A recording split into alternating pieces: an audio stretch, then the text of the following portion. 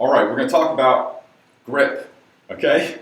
Now, here is a big misunderstanding about baseball pitches, okay? We think that the grip makes the ball move, which it is not the case at all, and I want to explain this to you. It is a physical impossibility for the ball to leave anything but the middle finger last. It's the longest finger on our hand. It's impossible for the ball to leave the middle finger last, no matter what pitch we throw. Even on a full screwball, the ball is still going to leave middle finger last. It's on a full curveball, the ball still is going to leave middle finger last when the arm snaps straight. It's impossible. Anybody that tells you that anything other than that, I'm sorry, I don't know any way to say it. It's just wrong. They don't understand how this physically works. So the middle finger will leave the ball last. So here's the deal. The grip you take is yours. Never let anyone mandate your grip. Okay? Never let anyone mandate your grip. If you say, you can throw a sinker, and when we get on the field, I'll show you exactly how this works. You can throw a sinker like this, with a 4-seam grip. A lot of people like a 2-seam grip. Okay? Now, there is some benefit to visual effects on the hitter. I tend to think they're minimal.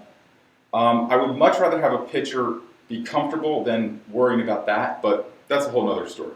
So you take the grip that's yours. So if pitcher A comes to me first and they want to go with a 2-seam grip, fine. Pitcher B wants to go with a 4-seam grip, that's fine. You want to go this way on the seams? That's fine too. Kind of like that? That's fine too. It does not matter what grip you take. Okay? Now here's the other thing. You want to mess around with different grips. Don't get locked in to just one grip of a pitch. Okay? And the problem with that is, let's say you're a 12-year-old kid, right? And you're going to learn the sinker for the first time. This grip just may feel good to you. Okay?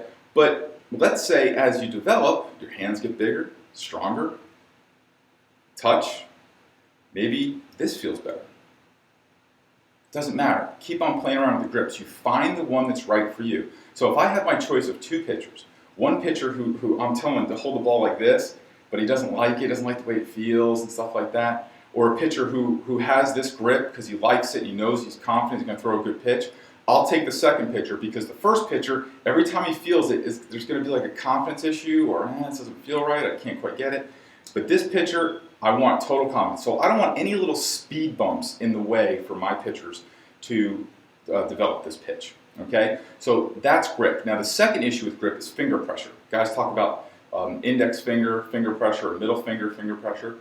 Now finger pressure is another one of those things where it doesn't really matter, because if you put more pressure on your middle finger, on your index finger, it doesn't matter. The ball, all that pressure is going to be relieved the minute I'll go this way. It's going to be relieved the minute it leaves that index finger. All that pressure is gone, and it's going to be the middle finger.